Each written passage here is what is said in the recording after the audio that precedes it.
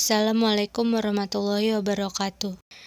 Nama saya Ella Fitria Hanifah, kelas 03 TLPLP 020, jurusan Teknik Informatika. Saya akan menjelaskan beberapa graf sederhana khusus yang sering digunakan. Yang pertama adalah graf lengkap. Graf lengkap adalah graf sederhana yang setiap dua simpulnya bertetangga. Dengan kata lain, graf sederhana yang setiap titiknya terhubung oleh satu sisi ke semua titik lainnya. Pada contoh K1, kita bisa lihat bahwa K1 mempunyai satu simpul dan 0 sisi. Kalau di sini, K2 mempunyai 2 simpul dan 1 sisi. Kalau di K3, kita bisa lihat bahwa ada 3 simpul dan 3 sisi, dan seterusnya. Yang kedua adalah graf lingkaran. Graf lingkaran adalah graf sederhana yang setiap simpulnya berderajat 2. Graf lingkaran dengan N simpul dilambangkan dengan Cn. N di sini melambangkan banyak simpul. Nah, ada contoh di sini. Pada gambar yang pertama, kita bisa beri lambang C3 karena ada 3 simpul. Nah, kenapa dia bisa masuk graf lingkaran? Karena setiap simpulnya itu punya 2 derajat. Untuk graf yang kedua, kita beri lambang C4 karena simpulnya ada 4. Nah, kenapa dia lingkaran?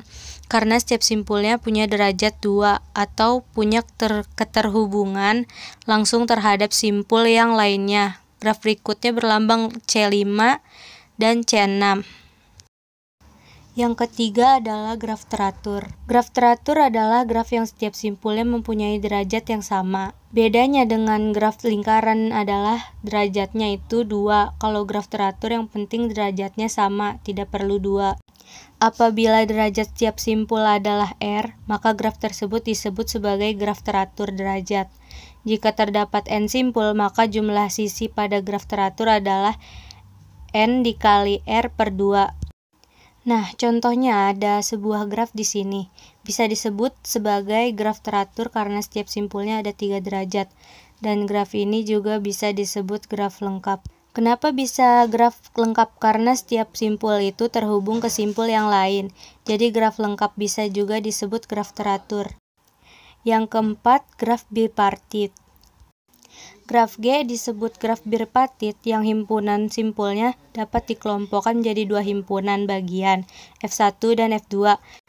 Sedemikian sehingga setiap rusuk di dalam G menghubungkan sebuah simpul di F1 ke sebuah simpul di F2. Nah, di sini ada sebuah graf dengan simpul A sampai G, artinya simpulnya ada 7. 7 simpul ini bisa dibagi menjadi 2 bagian. Setiap sisi menghubungkan dari F1 ke F2. Lihat yang mana benar-benar tidak ada hubungan di sini, ada A, B, D. Itu tidak punya hubungan secara langsung, berarti dia adalah F1, sedangkan sisanya masuk ke F2.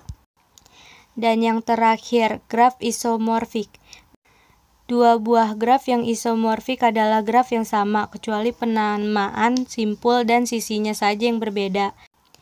2 buah graf yang sama tetapi secara geometri berbeda disebut graf yang saling isomorfik.